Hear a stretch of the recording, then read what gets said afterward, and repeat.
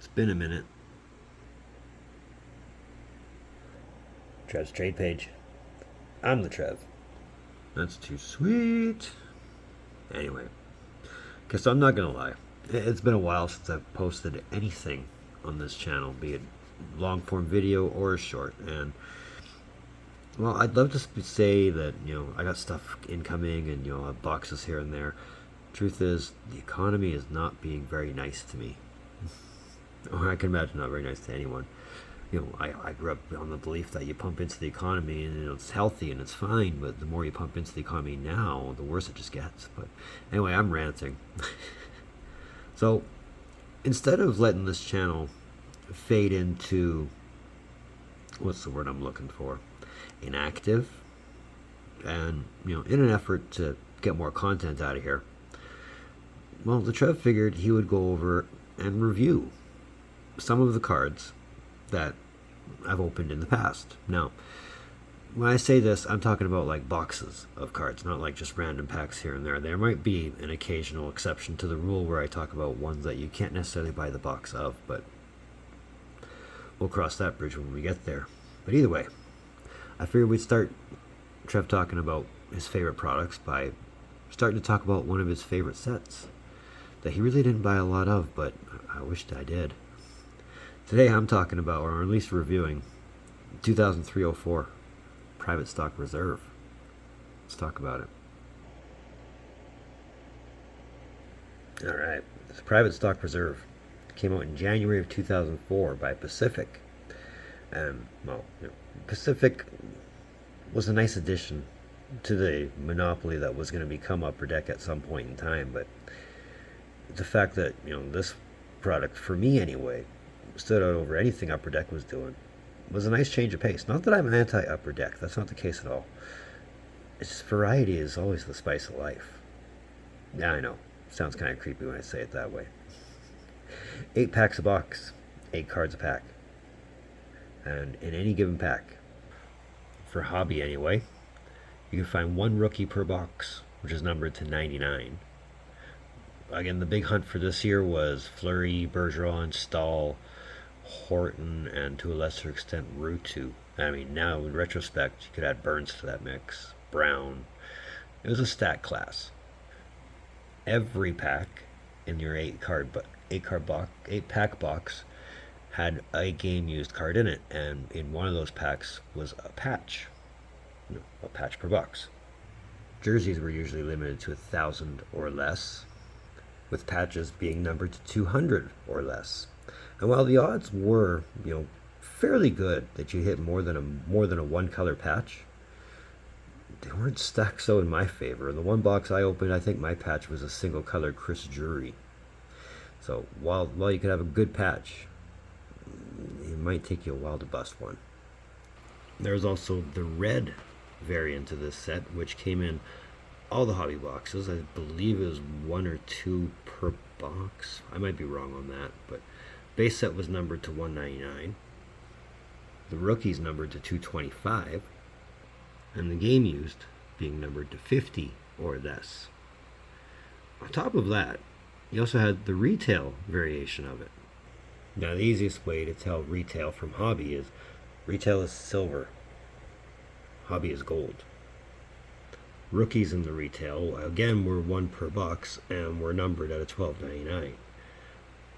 So it took you a while if you wanted to get a good rookie. Definitely more than 1 box in retail. As well as the jersey cards would be in retail as well. They'd be numbered 200 or less, and instead of 1 every pack, it was 1 every retail box. So retail was a little bit harder if you were going for the master set.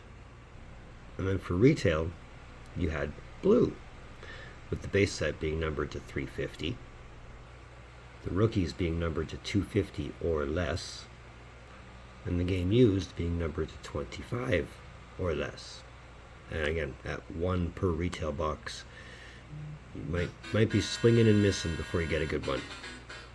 And that's just the basic breakdown of the base set. I mean, 1 to 100 is your basic base cards, then 101 to 140 is your rookies, 141 to 212 is your game used. With the patches, it's important to note out cards number 151, 159, and 161 were not produced. And apparently there are some cards in the jerseys that were not produced either.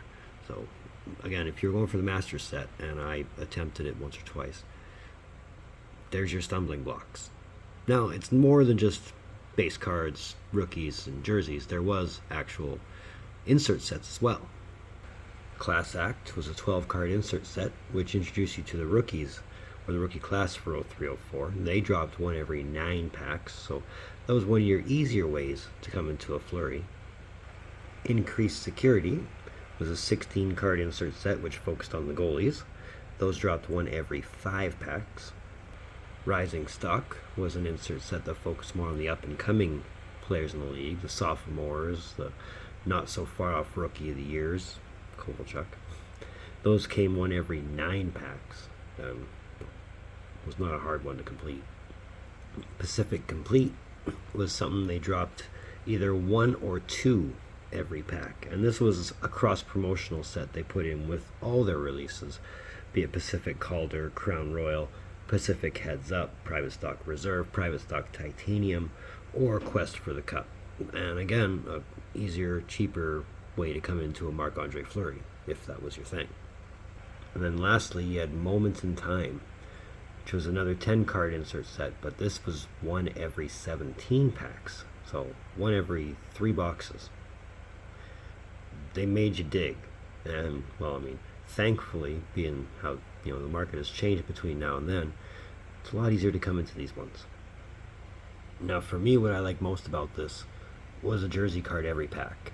I mean, this was around the time that I was really starting to get invested into trading full-time online, so, Beckett.com to the rescue, when you could still trade on Beckett. And, this was more of a kind of a gamble on my end. I forget how much I paid for the box, but I remember it being relatively affordable. And I can't tell you every jersey card I got in there. I remember my patch was a single color Drury. If I really put my mind to it, the biggest jersey card I think I came out with was a JJ. I mean, not this exact one, obviously, but a white swatch. So for me at the time, jerseys, patches, they were the in thing for me. The inserts were nice. I mean, I think if I remember right, I did get an Increased Security Fleury, and I think that was the only Fleury I got in his rookie year. But I mean, all told, for me anyway, it was just a fun rip. Again, not because it wasn't an Upper Deck product. I mean, that was a huge part of it because it wasn't Upper Deck, but it was just a nice rip. What I didn't like about it was the very odd serial numbering. I mean, you had some jerseys that were numbered to 1,000. Much like the Jaeger, you had other jerseys that were numbered to 700 or 425.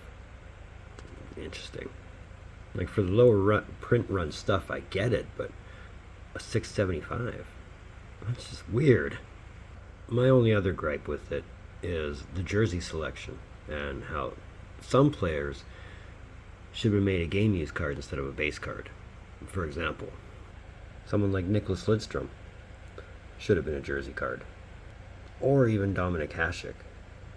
Again, just my own opinion on that, but whoever selected the process of who's the base and who's the jerseys should have given it a little bit more thought, I think. I mean, Mario was a jersey, and it wasn't that hard for a lot of other people to get. Why not make your short print shorter or add some bigger names in there? Again, just my 2 cents. Coulda, woulda, shoulda, right? But overall, my favorite part of the whole thing was the variety. If you were buying the hobby box, you had the hobby way to complete the set. You had the red and the patches. If you're going the retail way, you had the retail and the blue. And I mean, at the time, I thought I was a master set builder, so I was really trying really hard to do the master set, but realizing what the scope is of everything you got in front of you between the jerseys and the patches and the color variants, you're going to be there a long time completing that set. But it was a fun rip while it lasted. I would love to see another set like this come along. I mean, it doesn't have to be in that exact pattern or anything, but until that day, it's one of my favorites. So feel free to let me know in the comments if you managed to rip any private stock reserve and what your hits might have been, if you remember. It's another one from Trev's trade page. Well, another one. First one in a while. This is my first long form video in a long time on this channel.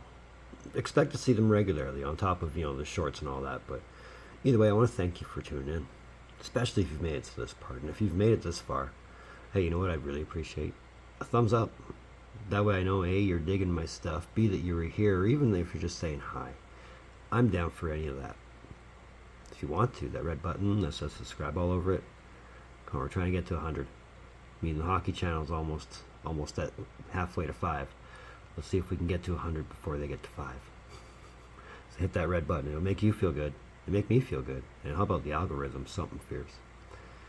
Let's move forward. Well, until I can manage to negotiate something with the economy, or if a box drops in my lap, I don't know when my next thing will come to you. So I'm definitely thinking of all the product I opened in the past, and there was quite a bit of it. So look for another one of these box reviews. I mean, if this flies well, I'll make it a regular thing. Because like I said, I've opened a lot of product. But either way, in the meantime, and in between time, be looking for more videos from Trev. Later.